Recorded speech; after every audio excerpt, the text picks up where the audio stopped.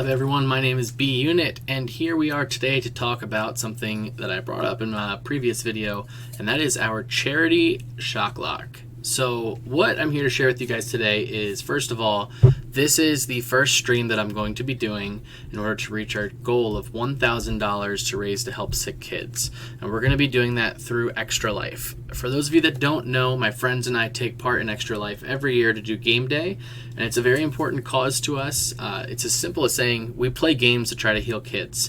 We raise money that goes to Children's Miracle Hospital Networks. For us, I believe we're donating to Penn State in Hershey, Pennsylvania. It's a way for us to help give back to the community and do something that we love doing, which is playing games. And here on my channel, you see a lot of Pokemon, and that's the way we're going to start off. We're going to start off by playing through the new Gen 8 games of Pokemon Sword and Shield, and we're going to be doing a Shocklocke. I'll be getting into explaining that to you guys in the next minute, but first I just want to go through some details. So this will be this coming Saturday, 1/1/1, awesome I know, of 2020. We'll be starting at 9 a.m. Eastern Standard Time. We'll be here. I'll be set up. I'll be ready to go. I've got a new layout for you guys, hopefully some excitement, and really we want to get together, and my goal for the stream is to raise $100 for kids. We'll see where that goes, but I think that we can definitely do it. If we can do $100 per stream, we'll easily be able to hit that $1,000 goal, and I'll be streaming for about 12 hours. I'll be going until about 9 p.m., maybe a little bit more, maybe a little bit less, depending how things go. I don't really know. As you guys can see, I will start to post this little ticker that I have here, telling us where we are in terms of our goal for what's raised, so you guys can kind of keep track with me as to where we stand in terms of the goal. So first of all, for those of you that don't know what a Shocklocke is, we're going to get into the rules and what you need to understand about it right now. So real quick and in a real easy summary, I'm calling a Shocklocke an electric Nuzlocke variant. So it's a monotype playthrough of the game where everything that we have on our team is going to have the electric type to it. Because I love electric type, I think it's a lot of fun. It has weaknesses, which is going to make this a challenging playthrough. But I think with our powers combined, we can fight through this. So in a typical Nuzlocke variant, you can only catch one Pokemon per route. But in mapping out where our electric type Pokemon are in the game, there are a few areas that 2 Pokemon that we would want to catch for our team it may spawn. Especially the wild area. The wild area actually has 3.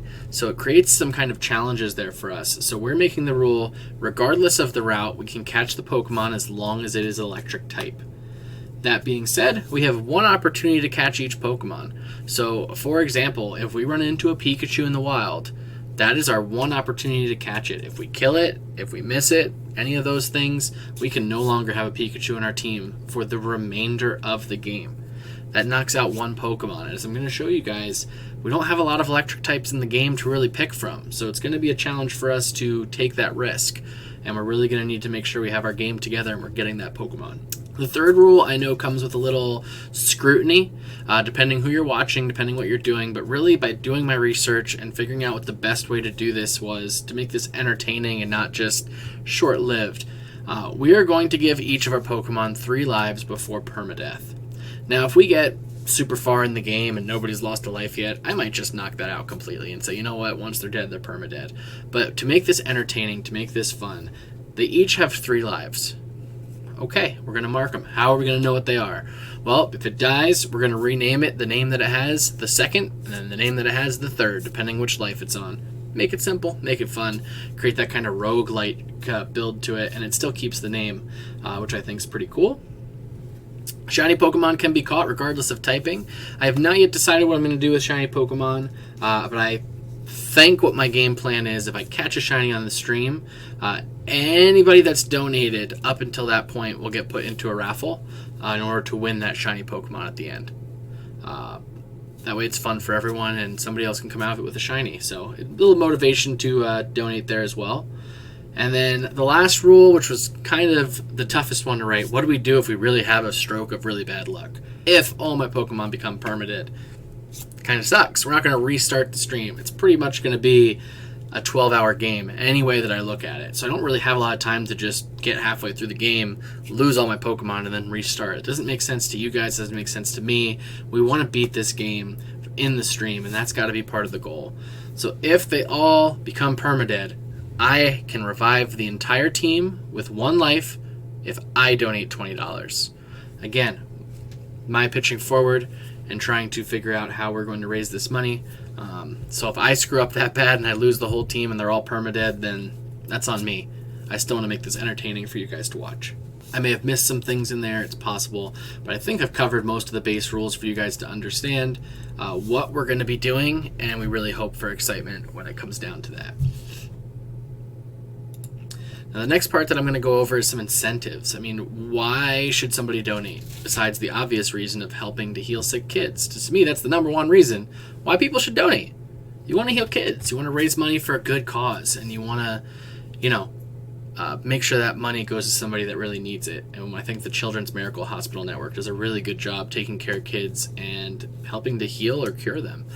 So our incentives for the stream. So in my previous video, when I went over goals for the year, for me, I threw out 2 goals right there, or 2 incentives, where I said, number 1, the first person to donate $5 can name our character for the playthrough. And number 2, the next person that donates $5 can choose our player number. For anyone that's played Sword or Shield, you know what that means, where you have an actual player number like you're in a sport. So that first goal has already been hit.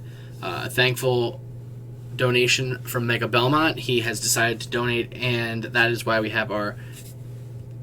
I did point the right way for once. Look at that. Our $10. And he just chose to pick the name, and the name of our character will be Chump. That will be our character. And the number is still free. He left that free to go. So if anybody wants to donate $5, you have the ability to choose our player number before we get started. The next one is to name our Pokemon. So anybody that's ever played a Nuzlocke knows that it's important to name all of your Pokemon. They all have to have nicknames because you're trying to build this environment where you really show how much you care about your team, show how much energy and effort you put into the team. Because think about it, guys, like, anyone that's played Pokemon knows that electric type only team is not easy going. There are definite weaknesses, ground type being a huge one that's very common. Just come in, you can sweep your team. What are you going to do? What are you going to do against ground type? As I'll show you, we don't have a lot of great responses to that overall. So really, we're going to have to play smart. We're going to have to play educated. So it's going to be important for us to build bonds with our Pokemon. So for $5, you can choose to name any Pokemon on our team, and that Pokemon will live in infamy in this playthrough, in this Nuzlocke, because this is the first of our charity streams, and this is my first really big lock, my only mono lock that I've ever done. I know that I'm doing the Wonder Lock right now, which is a different variant of the Nuzlocke, which I'm not actually naming my guys, except the ones I'm sending away. So this is really exciting to me, and I hope that we can get some really good nicknames together. I hope that helps to raise some money. And really, at the end, I'd love to do some sort of like art piece with our team to say, look, this is the team that did it, and this is what this team raised for us, because that kind of stuff's awesome. I've seen people do that before, and I just love it. I think it looks amazing, and again, it just continues to prove the point that we want to raise money for sick kids. So let's talk about the team real quick. So on the screen, I have every final evolution of every Pokemon that could be considered electric. Okay? That being said, this hurts me to say it because I love the Pokemon. I think that we eliminate Jolteon, because Jolteon is the only Pokemon on this list that isn't inherently electric. Eevee is not a future electric Pokemon. Eevee is a Pokemon that can evolve into X amount of different things. You know what X is. So let's take him off the list right there, okay? So no more Eevee, no more Jolteon. Every other Pokemon here inherently ends with an electric evolution. Yes, I realize that Grubbin itself isn't electric, but Charjabug is electric and Vikavolt's electric, so we're going to go with it. I think that's fair to say. That's the way we're going to play this through. There's a few Pokemon on here that I see right now that I know we need and are definitely going to have on the team, I think, in order to survive, and you guys can kind of play that out as you will. That being said, when we look up here, Dracozolt is not going to be available for us because we need fossils from a Sword and a Shield game in order to get him. There's our first challenge right there. There's nothing we can do about that. I mean, I could force somebody to trade me fossils, but that's no fun. That's not exciting. We want to do this the way we do this, not kind of mix people in. So that being said, there's one down. So that's 2 out of this page right now that we've just already eliminated. Now we have Rotom, which is a big question mark over it. Why does Rotom have a question mark over it? The only way for us to get a Rotom is if it is thunderstorming.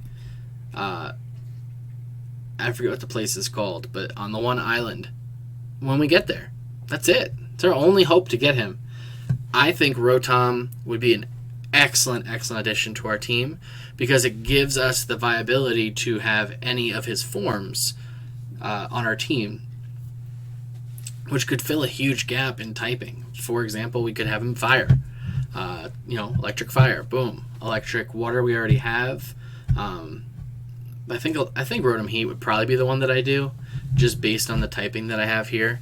But still, it gives us depth on our team that we don't otherwise have, because a lot of these are mono-electric. Mono-electric for Boltund, mono-electric for Manectric, mono-electric for Raichu, mono-electric for Pincursion, mono-electric for... that's it, isn't it? Because I took out Jolteon. But again, it takes a lot of that depth away that we really need when it comes to type coverage for us. That being said, on the screen, you see 12 Pokemon that we have a chance to get, which is 2 full teams of 6. So we're going to be trying to build our best possible team out of these 12. Hopefully we get Rotom. Maybe we won't. But this is it. Get ready. Come up with some nicknames. Come up with what you guys think you want to do with this team. And I look forward to seeing you guys and chatting with you during the stream. I will have the chat box live. I will be ready to go. I will be super excited to do this. I already am. I'm really pumped for this Saturday to be able to do this with you guys. It's going to be a blast. I've never done a full playthrough stream before. It's a great way for us to kick off the year and raise money for kids. So if you guys have any comments or any suggestions, leave them down in the comment box below. If you guys want to start calling dibs on nicknames, I mean, these are going to be the Pokemon. They're right here on the screen. You can start bidding for them now if you want. Just let me know that you guys want certain ones. I will take it in order based on where the donations come in. I will leave my donation link down below in the information for this video in case anybody wants to get ahead, and then we will also have it on the stream in case anybody's interested in donating. But I hope you guys are excited as I am, and I look forward to seeing you guys on Saturday. Until then, catch you later. Peace bounce.